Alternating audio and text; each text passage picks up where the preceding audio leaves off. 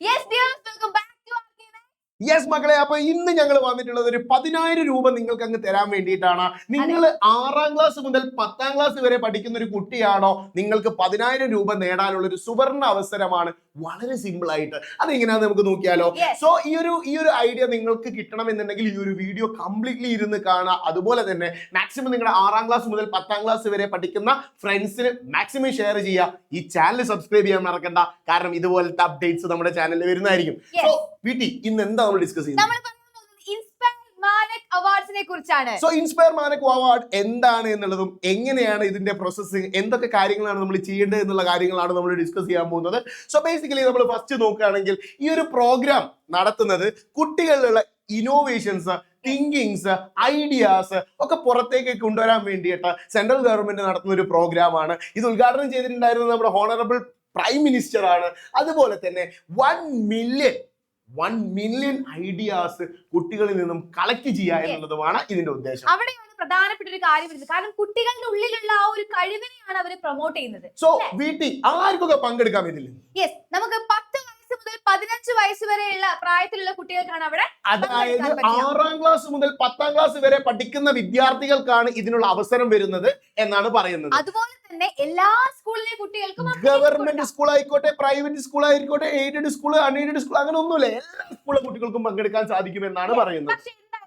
Original ideas only. അതായത് ആരാന്റെ കട്ടെടുത്ത് കൊണ്ടുവന്ന് എന്താക്കരുത്, കാണിക്കരുത് എന്നാണ് പറയുന്നത്. വീട്ടിൽ ഇടക്കിടക്ക് കക്കുന്നത് പോലെ കക്കാൻ നിൽക്കരുത് എന്നാണ് പറയുന്നത്. അപ്പൊ മക്കളെ, ഒറിജിനൽ ഐഡിയാസ്, അതിന്റെ ഒരു ഒറിജിനാലിറ്റിക്ക് അതിന് എന്തുണ്ട്, ശരിക്കും നമ്മൾ ക്രൈറ്റീരിയ നോക്കുന്ന സമയത്ത് അത് കൃത്യമായിട്ട് പറഞ്ഞുതരാം. യെസ്. അപ്പൊ ബേസിക്കലി ഫസ്റ്റ് നമ്മുടെ ഇതിന്റെ ഒരു പ്രോഗ്രാം എന്നുള്ള നിലക്ക് നമ്മുടെ ഇന്ത്യയിൽ അക്രോസ് ആയിട്ട് മുഴുവൻ ഇൻസ്പയർ അവരുടെ ആ ഒരു കമ്മിറ്റിയുടെ ഭാഗമായിട്ടുള്ള അവയർനെസ്സും, അതുപോലെ തന്നെ സ്കൂൾ ലെവൽ ഐഡിയത്തോൺ കോമ്പറ്റീഷൻ, ഓരോ സ്കൂളുകളിലും ഐഡിയാസിനെ കളക്ട് ചെയ്ത് അതിൽ നിന്നും ബെസ്റ്റ് മാത്രമേ എന്താക്കാൻ പറ്റുള്ളൂ, തെരഞ്ഞെടുക്കാൻ പറ്റുള്ളൂ. എന്നിട്ട് നമ്മുടെ സ്കൂൾ ലെവലിൽ നിന്നും എന്ത് കൊടുക്കണം, നോമിനേഷൻ കൊടുക്കണം. അത് എങ്ങനെയാണ് കൊടുക്കേണ്ടത്, അതിന്റെ ഡീറ്റെയിൽസും കാര്യങ്ങളൊക്കെ നമ്മൾ ഇതിൽ എന്താക്കി തരുന്നതാണ്, നിങ്ങൾക്ക് അപ്ഡേറ്റ് ചെയ്തിരുന്നതാണ്. അപ്പൊ നമുക്ക് അടുത്തതിലേക്ക് പോവാം അല്ലെ. എന്താണ് മൊത്തത്തിൽ നടക്കുന്ന ഒരു പരിപാടിയുടെ ഐഡിയയിൽ നിന്നും ഇതെങ്ങനെയാണ്, ഇതിൽ എന്താണ് ബെനിഫിറ്റ്, ഈ 10,000 രൂപ കിട്ടുമെന്ന് പറഞ്ഞല്ലോ, അതെങ്ങനെയാണ് കിട്ടുന്നത് എന്നുള്ള കാര്യങ്ങളെക്കാണ് നമ്മൾ നോക്കാൻ പോകുന്നത്. സോ ബേസിക്കലി ഓരോ സ്കൂളിൽ നിന്നും 1 മുതൽ 5 വരെ ഐഡിയാസ് സബ്മിറ്റ് ചെയ്യാൻ പറ്റും വീട്ടിൽ. ഈ 5 എണ്ണത്തിൽ നമ്മൾ സബ്മിറ്റ് ചെയ്യുന്ന 5 ഐഡിയാസിൽ നിന്നും അങ്ങനെ പറഞ്ഞ് ഏകദേശം 1 മില്യൺ ഐഡിയാസ് ആണ് മൊത്തം നമ്മുടെ ഇന്ത്യയിൽ നിന്നും വരാൻ പോകുന്നത് എന്നാണ് ഇവർ പ്രതീക്ഷിക്കുന്നത്, കുട്ടികളിൽ നിന്നും. അപ്പൊ ഇത്രയും ഐഡിയാസ് വന്നതിൽ നിന്നും 1,00,000 ഐഡിയാസിനെ അവർ സെലക്ട് ചെയ്യും. അതായത് 1,00,000 ടീമിനെ അവർ സെലക്ട് ചെയ്യും എന്നാണ് പറയുന്നത്. സോ 1,00,000 കുട്ടികളെ സെലക്ട് ചെയ്ത് കഴിഞ്ഞാൽ ആ 1,00,000 കുട്ടികൾക്കും ഓരോ കുട്ടിക്കും 10,000 രൂപ വെച്ച് ഗിഫ്റ്റ് ആയിട്ട് കൊടുക്കും. യെസ്, അതായത് സ്വന്തമായിട്ട് ഉണ്ടാക്കിയിട്ടുള്ള ആ ഒരു പ്രൊജക്ടിന്റെ സ്വന്തമായിട്ടുള്ള ഇന്നോവേഷൻ ആണ് അവിടെ ആ ഒരു പ്രൈസ് കിട്ടുന്നത്. 10,000 റുപ്പീസ് നിങ്ങൾക്ക് കിട്ടുന്നതിലൂടെ നിങ്ങൾക്ക് ഈ ഒരു ഐഡിയയെ നിങ്ങൾക്ക് ക്രിയേറ്റ് ചെയ്യാനുള്ള ഒരു ഓപ്പർച്യൂണിറ്റിയാണ് ഈ പറയുന്ന സെൻട്രൽ ഗവൺമെന്റിന്റെ ഭാഗത്ത് നിന്നും ഈ ഒരു ഫണ്ട് തന്നു കഴിഞ്ഞിട്ട് നിങ്ങൾക്കുള്ള ഒരു ഓപ്പർച്യൂണിറ്റി ഉണ്ടാക്കി തരികയാണ്. അതിനുശേഷം ഡിസ്ട്രിക്ട് ലെവൽ അങ്ങനെ കോമ്പറ്റീഷൻസ് ഉണ്ട്. കൂടുതൽ ഡീറ്റെയിൽ ആയിട്ട് നമ്മൾ പറയുന്നതായിരിക്കും.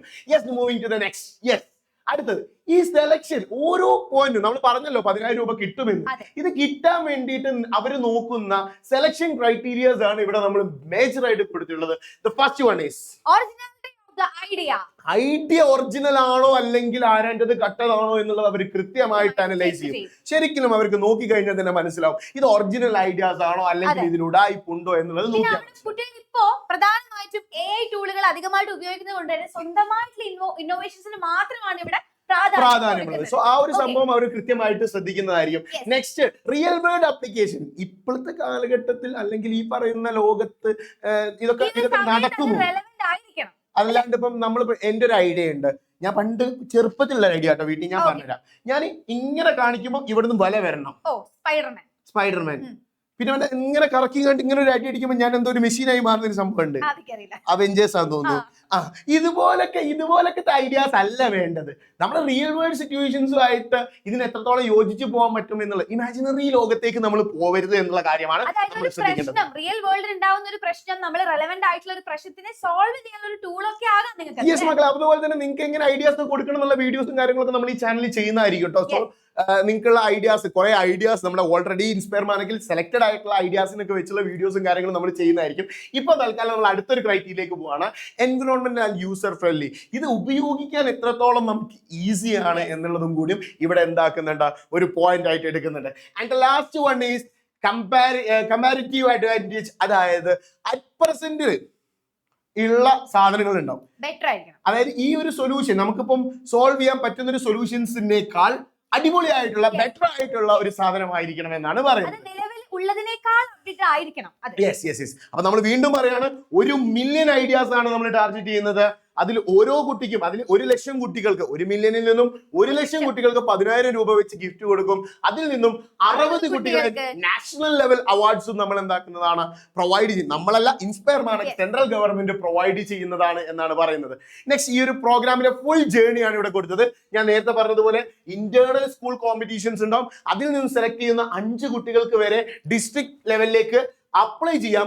ബട്ട് അതിൽ നിന്നും ഷോർട്ട് ലിസ്റ്റ് ചെയ്യുന്ന കുട്ടികൾ, അതായത് 1,00,000 കുട്ടികൾക്ക് എന്താക്കാൻ സാധിക്കും, 1,00,000 കുട്ടികൾക്ക് ഡിസ്ട്രിക്ട് ലെവലിൽ പങ്കെടുക്കാൻ പറ്റും. അവിടുന്ന് 10,000 കുട്ടികൾക്ക് സ്റ്റേറ്റ് ലെവലിലേക്ക് പോവാം. സ്റ്റേറ്റ് ലെവലിൽ നിന്നും 1000 കുട്ടികൾക്ക് നാഷണൽ ലെവലിലേക്ക് പോവാം. നാഷണൽ ലെവലിൽ നിന്നും 60 കുട്ടികൾക്ക് ഫൈൻ എന്ന് പറയുന്ന, അതായത് കുട്ടികളെ സംബന്ധിച്ചിടത്തോളം അവിടെ ഇൻവെസ്റ്റേഴ്സും കാര്യങ്ങളും ഒക്കെ ഉണ്ടാവുന്നതായിരിക്കും. അവരുടെ പ്രൊഡക്റ്റിനെ അവർക്ക് ഷോക്കേസ് ചെയ്യാനുള്ള, വലിയ വലിയ സയന്റിസ്റ്റുകളുടെ മുന്നിൽ ഷോക്കേസ് ചെയ്യാനുള്ള ഒരു ഓപ്പർച്യൂണിറ്റിയാണ് ഫൈൻ എന്ന് പറയുന്നത്. സോ നിങ്ങളുടെ കയ്യിൽ ഐഡിയ ഉണ്ടെങ്കിൽ നിങ്ങൾ ടെൻഷൻ ആവേണ്ട, പെട്ടെന്ന് തന്നെ നിങ്ങളുടെ സ്കൂളിലെ ടീച്ചേഴ്സിന്റെ അടുത്ത് പോവാ. നിങ്ങളുടെ സ്കൂളിലെ ടീച്ചേഴ്സ് വഴിയാണ് ഇത് അപ്ലൈ ചെയ്യേണ്ടത്. നിങ്ങൾക്ക് ഡയറക്റ്റ് കയറിയിട്ട് അപ്ലൈ ചെയ്യാൻ സാധിക്കില്ല. സോ നിങ്ങളുടെ സ്കൂളിലെ ടീച്ചേഴ്സ് മുഖാന്തരം നിങ്ങൾ എന്താക്കുക, ഇത് അപ്ലൈ ചെയ്യാൻ ശ്രമിക്കുക. സെപ്റ്റംബർ 15-ാം തീയതിയാണ് അവസാന ദിവസം. ഐ റിപ്പീറ്റ്, സെപ്റ്റംബർ 15-ാം തീയതിയാണ് നിങ്ങളുടെ ലാസ്റ്റ് ഡേറ്റ് എന്ന് പറയുന്നത്. നിങ്ങൾക്ക് വർക്ക് ചെയ്യാനുള്ള ടൈം ഉണ്ട്. നല്ല രീതിയിൽ വർക്ക് ചെയ്ത് നല്ലൊരു ഐഡിയ നിങ്ങളെ ടീച്ചേഴ്സിനെ പറഞ്ഞു കേൾപ്പിച്ചു കൊടുക്കുക. അതിൻ്റെ ഒരു ഫോർമാറ്റ് ഉണ്ട്. ശരിക്കും പറഞ്ഞാൽ ടൈറ്റിലും അതുപോലെ തന്നെ ഡിസ്ക്രിപ്ഷനും മാത്രം മതി. പിന്നെ നിങ്ങൾക്കൊരു PDF, നിങ്ങളുടെ പ്രോബ്ലത്തിന്റെ സൊല്യൂഷന്റെ ഒരു PDF കൂടി വെച്ചുകൊണ്ട് നിങ്ങൾ ചെയ്യണം. അതിനെ പറ്റിയൊക്കെ ഡീറ്റെയിൽ ആയിട്ടുള്ള വീഡിയോസ് നമ്മൾ ചെയ്യുന്നതായിരിക്കും. എങ്ങനെയായിരിക്കും ഇതൊക്കെ ചെയ്യേണ്ടത്, എങ്ങനെയാണ് നിങ്ങൾക്ക് ഈ കാര്യങ്ങൾ അപ്ഡേറ്റ് ചെയ്യേണ്ടത്, എങ്ങനെയാണ് നിങ്ങൾ ടീച്ചേഴ്സിന്റെ കൊടുക്കേണ്ടത് എന്നുള്ള ഡീറ്റെയിൽസ് അടക്കം നമ്മൾ പറയുന്നതായിരിക്കും. എന്നാൽ വീഡിയോ അവസാനിപ്പിച്ചാലോ? ഓക്കെ, അപ്പൊ നമ്മൾ ഇത്തരത്തിലുള്ള വീഡിയോസ് ഒക്കെ നമ്മൾ വീണ്ടും വരുന്നതാണ്. എടുത്തു പറയാണ്, ഇത് എല്ലാ സ്കൂളുകൾക്കും അപ്ലൈ ചെയ്യാൻ വേണ്ടി പറ്റും. എയ്ഡഡ്, അൺഎയ്ഡഡ് എല്ലാ സ്കൂളുകൾക്കും, പ്രൈവറ്റ് സ്കൂളുകൾക്കും അതുപോലെ തന്നെ എല്ലാ സ്കൂൾസിനും പറ്റുന്നതാണ്. അപ്പൊ നമ്മൾ അവസാനിപ്പിക്കാം. It's me Serin Vadakan and VT signing off from Arganex. Bye bye, see you later.